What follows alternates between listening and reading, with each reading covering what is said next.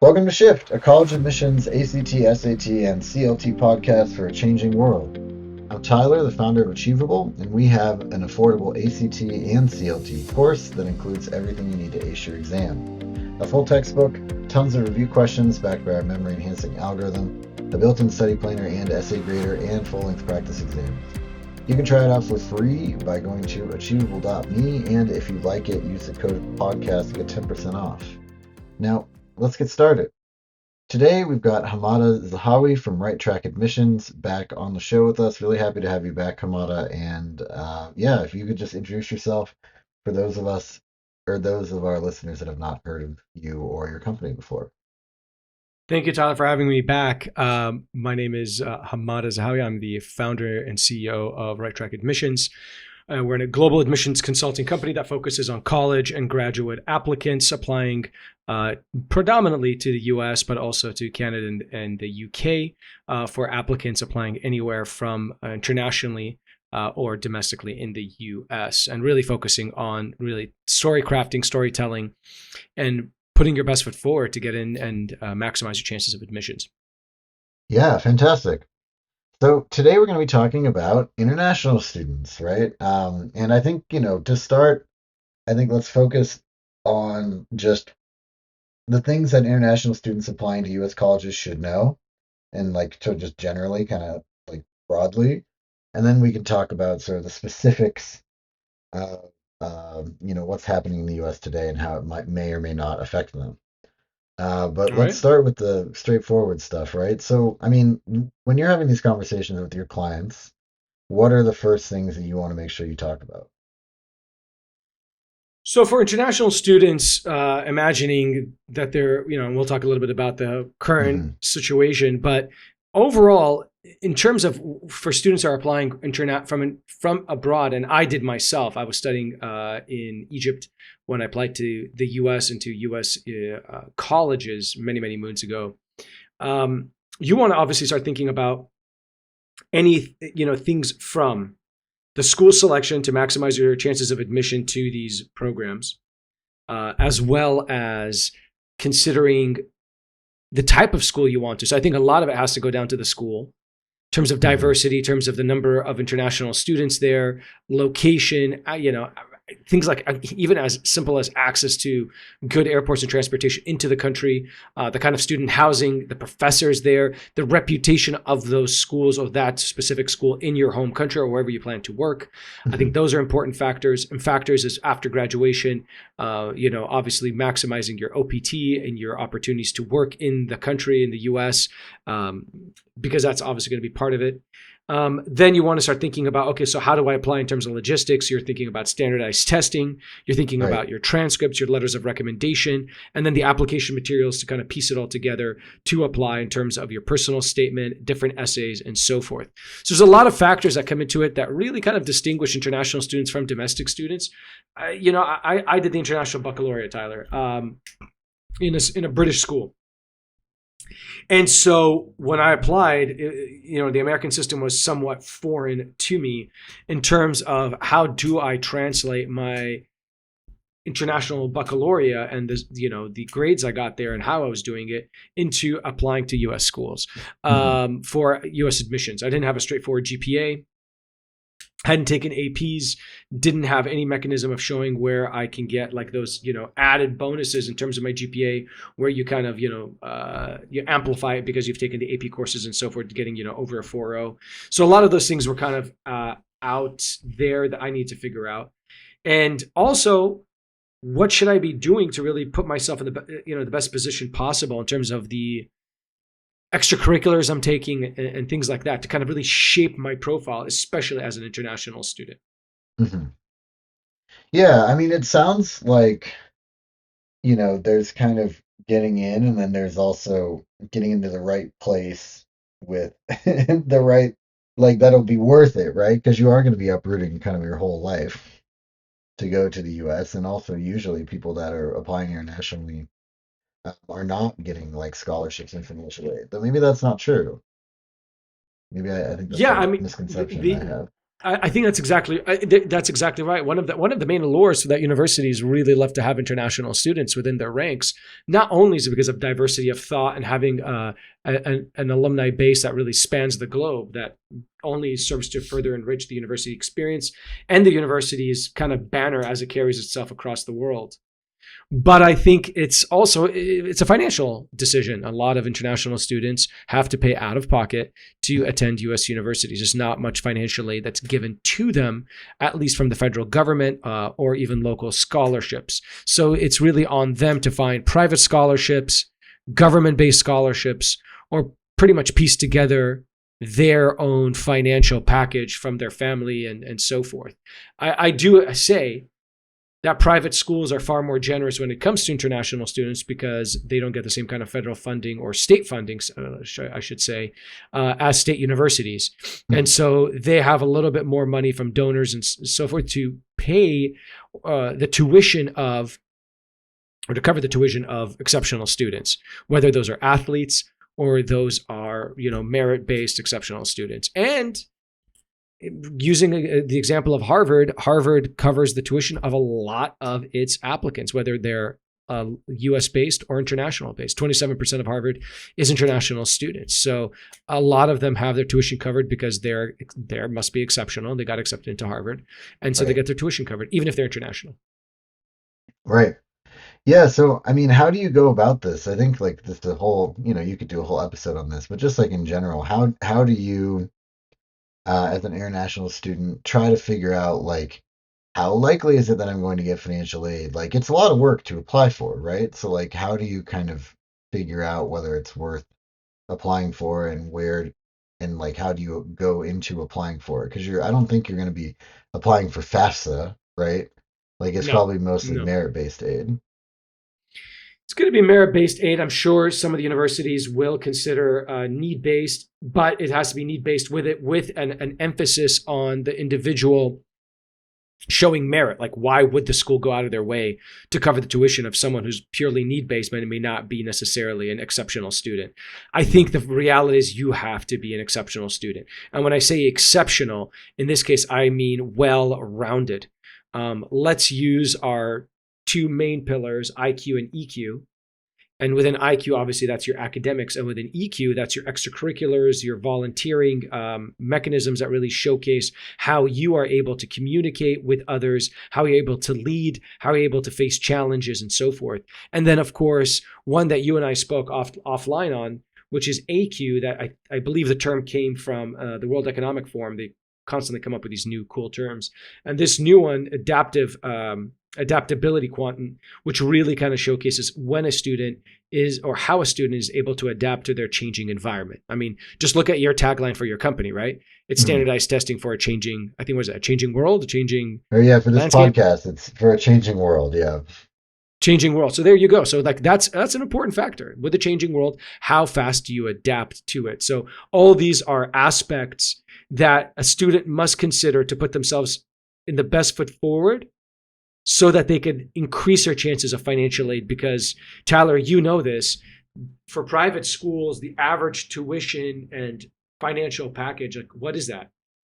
$50,000, $60,000, $100,000 a year? It's Yeah. madness when you compare it to Canada or the UK, which is probably like 15% of that. Right. Exactly. Yeah, and I mean, I think that it's just important to do your homework and all this stuff. I mean, you're making a massive decision, and also it could change the trajectory of your whole life, right? Like you could live in a new country for the rest of your life potentially. Um, I'm curious, like how, I mean, speaking of which, right, there's also like the cultural aspect of this, right? So, I Yep. mean, I think another really important thing, like what should international students know about the cultural adjustment of going to this new country, right? And kind of throwing themselves in the deep end, basically. Yeah, I mean, I appreciate you kind of mentioning like the uprooting and the change. I don't know how much you're stating a fact. It is uprooting. It is changing an environment, but it is America. And most people feel fairly comfortable understanding America, at least from a social media perspective, probably more so than any country in the world, right? Mm-hmm. Because of America's dominance in the social media diplomacy space, Mm-hmm. so to speak. Versus like if you were going to India or if you're going to study in, I don't know, Australia or France or something, you may not necessarily know it as well. Mm-hmm. But the things that you want to consider in terms of just kind of cultural, as you know, a culturalization and acclimatization into America, obviously, first and foremost is understanding, safety and well-being. In whatever city you land in, that's going to come down to the communities that you're part of, the student housing, which I think is extremely important. You don't want to kind of fumble on that. You want to make sure that you apply early, get good student housing so that you could be surrounded by good people. It's just all part of the same equation. You remember this, Tyler, when you went to college. It's very important that you kind of land in the right space. Mm-hmm.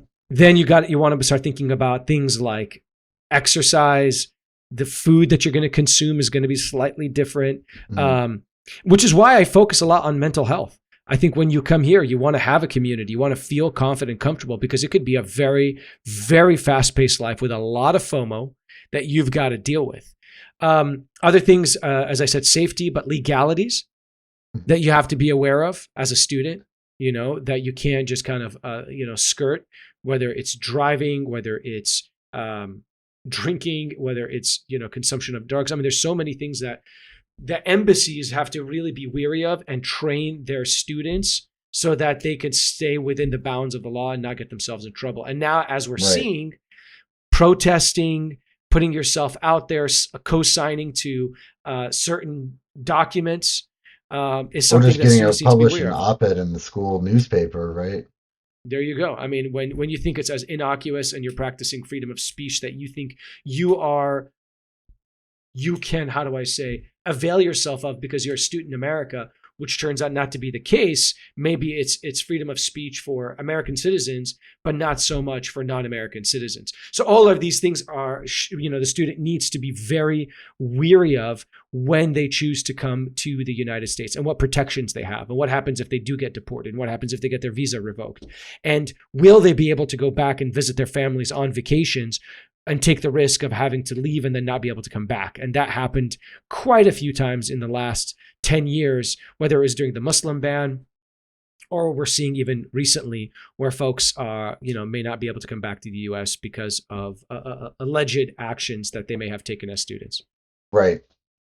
Yeah, exactly. And I mean, I think that, is a good time to talk about just like the situation that you are in or going into, right? Like you're going to be getting a visa and it's a temporary, basically allowing of, I don't, like there's like a fancier way to say this, but basically it lets you be in the country for the purpose of going to school temporarily. And because it's temporary, it can unfortunately become revoked or otherwise, depending on basically, let's just say, the way the winds are blowing, right? And so that's kind of a thing. I think it's interesting. Like, first, before we get too far down the politics road, let's just talk about like the visa situation, like generally, kind of in a vacuum, and like how it works, and also like what if there are any like travel restrictions or other things like that. So the way that usually the process works, so you have to you start off by applying to the school way before you get a visa, right? Obviously. So you apply to a school that is part of the student, like it's called the SEVP approved U.S. school, which almost most major schools are. Mm-hmm. And that allows you to get the visa once you're admitted. So once you apply to those schools, and if the school is not part of that SEVP approved school, there's few of them out there in the top ranked schools. You need to kind of dig a little deeper and see what are the consequences of that. But suffice it to say, assuming that most of the schools you're going to be applying to are part of that process, then that means once you're accepted, you go down a certain trajectory to be able to get your visa. So at that point, you start you start applying through, you got the acceptance letter, you use their form for the visa, and then you go through the application process, you book an interview, you submit the documentation, you wait for the interview at the US Embassy or the consulate, wherever you're going to be going. You bring all your documentations to the interview, and then you wait to get your visa approved in the passport, and then you arrive in the US within a period of time before the program starts. So again, you apply, you find the schools that work within the confines of what I just said, that get the visa approval processes. And again, I know we'll speak about this shortly, but this is kind of what happened even to Harvard. I believe that it's a school that does have this process, but what they can do, the US government has the ability to say, this school is not living up to expectations to be able to have this accreditation to be able to provide students with visas. I think it's like an exchange and visa program or something to that effect, what that stands for. And they can revoke it. But again, applying to that school, getting the acceptance letter, using their form when you submit all your documentation to the U.S. government, to the State Department and the authorities there. I think it's like a DS-160 form and so forth. You then go into the interview. You have all your documents. You wait for the visa to arrive, and you apply, and then you come to the U.S. Once you get that acceptance, I want to say, Tyler, do not drag your feet. In fact, have all your documentation ready to rock and roll. Yeah. So that the minute you get that acceptance, you're off to the races. You quickly submit your application, and then you stay in that holding pattern to get the interview to then go through the process. Do not drag it, because you will lose your place to gain admission to the United States. It's just a fact. There's a ton of students out there. They're just waiting and chomping at the bit to take your place. So be wary of that. Start as soon as you get that acceptance, but gather the information even before, so that in case you need to gather other stuff, you have it. Right. And I can also kind of speak to this. I know we were talking a little bit about this too. Is a couple of things I want you to be wary of as students. One is translation. Get your transcript translated at a place that the school recognizes. You may be like, well, what kind of place does the school recognizes? Contact the school. Say, hey, I'm applying from XYZ country. What kind of translation service do I need to use? Is it local? Is it international? So that, again, you don't get a translator. They're like, yeah, we don't approve of this person. Right. So translation service is important for your transcripts, even for the letters of recommendation. Right. So make sure that you have all of those in there, and your GPA verification process. As I said, I did the international baccalaureate, so I had to use the GPA verification process to showcase to the U.S. universities what my GPA would be, based on the grades I had from the IB. Right. So these are just kind of some smaller things that you kind of want to keep track of. And this is not at the back end of the process. This is very much at the front end of the process before you apply, getting all those ducks in a row. Right. Yeah, no, it makes a ton of sense, and I think it's really good advice just in general.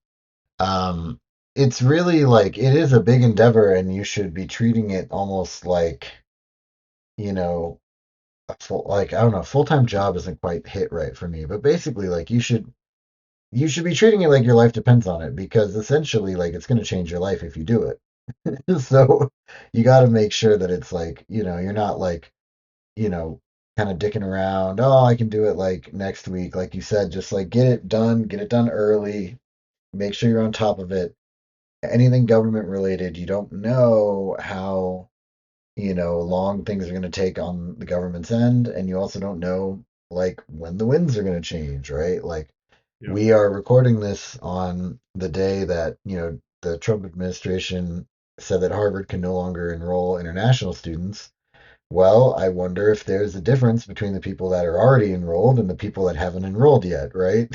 So Well, it's and I'll tell you that I'll shed some color on a couple of facts. Again, Harvard. I was just at Harvard recently. I graduated from Harvard in 2017, and I was in probably one of the most international programs at Harvard, which is the Harvard Kennedy School. I think 56% of the Kennedy School is international. So just think about that. That's wild. That over the majority of the students at the Kennedy School, which is over 1,000, are international, and at the college itself, I think it's about 27%. So you're talking a sizable number of students, right? It turns out that according to the administration, this is not just students applying, but even current students. They literally are saying, quote unquote, if you are a current student on an F1 or a J1 visa, you should look to transfer to a different university to maintain your status as a J1 or an F1. Like, again, they're just throwing everything out there to really kind of ruffle the feathers of the administration, of the Harvard administration, to kind of figure out a way of getting through this impasse. Because we're talking, the ramifications are massive. So even if, and I hate to say this, but even if you are an outstanding student and you were, as Tyler eloquently put, way ahead of the game, and you're not just kind of dropping the ball, but you're way on top of it, and you submitted your information and you got that visa in your passport, right? Mm-hmm. Sadly, that's not going to save you. I'm going to hazard a guess. It's May 22nd that this decision came out. I'm going to hazard a guess that there is going to be a pass through. There is going to be a breakthrough. There's got to be a breakthrough. The stakes are too high, both for the administration, because it sets a very bad precedence for other students. There's over 1 million. I mean, just kind of looking at statistics from last year, there's, I believe, over about almost 2 million students, international students in the United States. Study. Right, so which is like ostensibly is a very good thing, because number one, it's oftentimes people around the world coming here for opportunity, right, and to get the highest quality education that they can, and then usually work for U.S. companies or start companies in the U.S., right? I mean, overall, this is a thing that I sincerely doubt will ever go away entirely. Like, I don't think there's any chance of this being like a ban on all international students at any point. And I also think that there's a lot of people who are friends even of the current administration who like do not want this talent pipeline to go away, right? So then it just becomes like essentially like, you know, is like it becomes a little bit of kind of how do you say this? It is unclear how long this will last, how wide it will spread, and who it will affect. And if you're looking to apply to U.S. colleges, there's a very good chance that by the time you're actually applying in the fall, it's not going to change anything, right? Or it will have been resolved. And I'll back this. I mean, again, when I was at Harvard, just actually very recently, off the record, just speaking to some of the people there, they're flirting with the idea that saying, if this impasse doesn't get resolved by this fall for the students that applied and already were accepted, there are possibly opportunities to do distance learning until it's resolved, and still give the same accreditation to those students, whether it's a college or for a master's degree, because that's what they did during COVID in those wildly extenuating force majeure situations, which is almost what we're facing right now. So there are ways to kind of get by, but it's just not going to be something that could last forever. Also, keeping in mind that this ban is only for Harvard at this moment. I don't know if the administration plans to make this a contagion to other universities to kind of teach them a lesson, so to speak. I don't know. But I think to your point, I think this has to be resolved because you've said it well. It's a talent pipeline. For people like Elon Musk was a beneficiary of these kind of things. So many people have come to the US, studied, and become, through soft power diplomacy, massive cheerleaders for the United States. I know this full well as having been an international lawyer for the US government, seeing how when you bring folks over for those IVLP programs, where they do these like leadership exchanges and so forth, these people go back to their respective countries and become a very big proponent of the US education, US policy, and so forth. So I'm hoping that everyone will come to their senses and the dust will settle. But again, you should always be aware and hedge. And I hate to say this as a massive proponent of US education, even though I've studied in Spain, I did my master's in Cambridge, I studied in Egypt, I've studied a lot internationally. You probably are going to need to hedge, Tyler, to other countries, which is not just our laws in the US. Yeah, no, I'm just saying in general, because we have no idea if there's going to be a contagion. At least they put a damper this year. So it probably behooves you to look into other opportunities in countries like Canada. So our loss is their gain. The UK, or your domestic university, spending a year or two in your domestic university. Like a good example in Egypt, people may go to the American University of Cairo for a period of 2 years and then transfer to the US, which also can happen. So just some things to kind of consider. Also taking a gap year, Mhm. Tyler, is another opportunity where if you're applying and you really feel like things are way too crazy, then consider potentially taking a gap year for this upcoming year, so that wait it out and then apply and then use your gap year as wisely as possible. More than happy to talk to you, to the audience, more about that. And I'll give you the link to this, but we've created a book called the College Admissions Mastery Guide, and there's a section dedicated to what I call the gap year, the path year, as opposed to using the gap year. The gap year just sounds kind of, it doesn't Right. sound as nice as a path year, because what you're trying to do is really create a path forward that allows you to kind of be a better student at the Right. back end. Well, and that's the thing is like, the tariff thing lasted about what, like 3 weeks, right? I mean, there's still currently, as of May 22nd, tariffs on China, but a lot of those, the initial like broadside has largely disappeared. And I just feel like when the stakes are high enough, and particularly for, the people that support this administration, when the stakes are that high, I think these Yep. things get figured out. Yeah. Yeah, it'll be interesting to see. I mean, I think, advice for international students applying to U.S. colleges is, basically it's kind of like another way of saying like trust but verify. It's like Hmm. have faith but have a plan. Yep. So, still definitely apply to U.S. colleges, but also be ready to have some kind of fallback plan just in case. I will say that, once you get to said colleges, I don't really think anybody is going to treat you any differently than they would have done 2 years ago, like within the universities. So, No, not at all. Not at yeah. all. I think the universities are very empathetic to the situation of international students. Again, I was at Harvard recently, specifically the Kennedy School, and there's a lot of empathy from the staff, from professors who see international students as some of the best students in their classes, providing really a diverse opinion in their classes. And, they are very, very empathetic to that situation and very upset at how this whole thing is playing out, because it's just a lot of noise. With very little results, because what the administration is asking of Harvard, some of these things are just, they're so hard to quantify. Yeah. They're just so hard to quantify. And all it takes is a couple of bad actors to do the things that the administration can point their fingers at, specifically like anti Semitism, which is, obviously a horrible thing. And it just takes one or two students to commit those acts, whether or not they are, the people you would expect to from the administration's perspective or not, or just agitators. And it just has such a bad chilling effect across the whole university.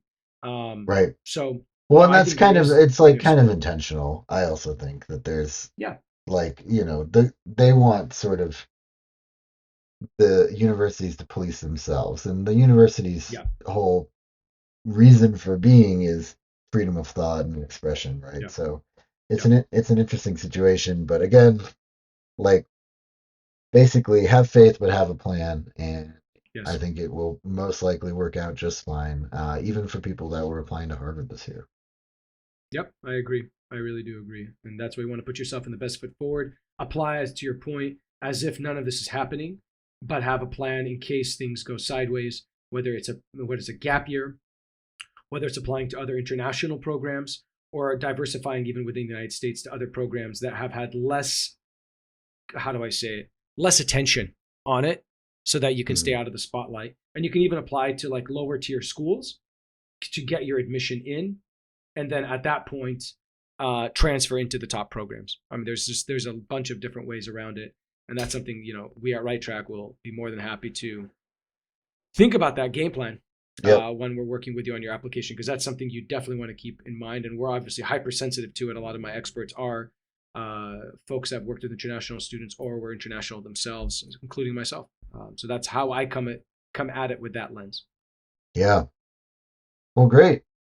Well, yeah. So, anything else that we didn't cover today on this topic that you wanted to make sure we included? Um, I think we got. I think I did bring up. I want two quick side notes. One is letters of recommendation for international students. I have seen many times that the people that the students, international students, get letters of recommendation from don't tend to be as gracious, how should I say, or how do I say, ingratiating of their students. By saying a student is good in that professor's opinion, Like that would it's like kind translate of a it's like a cultural thing, right? Like exactly your like saying teacher will love you in a foreign country and be like, he was a good student, exactly right? like translate like And it's code for saying this student was exceptional in American parlance, but the way they would use words is like good. As I yeah, said, we talked about your GPA verification. You may, like in the French bac system, getting a 12 or a 13 is seen as excellent grades, yeah, but a 12 or 13 out of 20 is trash in America. That's like, what is that? I can't even do the math, but that's like 70%, which yeah, is like is a C at best. And so you have to kind of have a reasoning behind that. You want to discuss that. You want to make sure that you've addressed those things and find those recommenders to kind of be as ingratiating as possible to you, because that's how you're going to be compared to someone else. So that's something I want you to be very mindful of as international students, is finding those massive cheerleaders, those major advocates, and extracting them in the best way possible without obviously offending them of what the schools are going to be looking for. The last point I want to mention again is just mental health. I think that's so important, especially now with all the pressures that can be put on your shoulders as international students, trying to balance all this checklist of things that you've got to take care of before you apply, while you apply, and after you apply. Is always take care of your mental health, because if you break down before you go, you're going to end right. up a train wreck by the time you arrive, because there's this, the minute you get there, it's a tsunami of things. And FOMO, like I said, the fear of missing out. You want to make sure that you have everything accounted for before you get there. And then when you get there, you want to kind of hit the ground running, which is why don't underestimate the necessity of doing like acculturalization, acclimatization, and being good to yourself. Because I've seen way too many international students arrive and go bananas, because they're away from their parents, they're in a foreign country. America is fairly liberal in a lot of ways, and things Right. get out of hand very quickly. So you want to be disciplined, especially during that freshman year, and then slowly, spread your wings as you go through college. Right. Well, and it's also honestly like the the most important thing is that you maintain your ability to continue going to this American school that you work so hard to get into, right? So you don't want to run afoul of the law, and you don't want to run afoul of your administration in either an academic or disciplinary way. And just think about it like whenever, that opportunity presents itself, think about all the work that you'd be throwing away. Don't do that.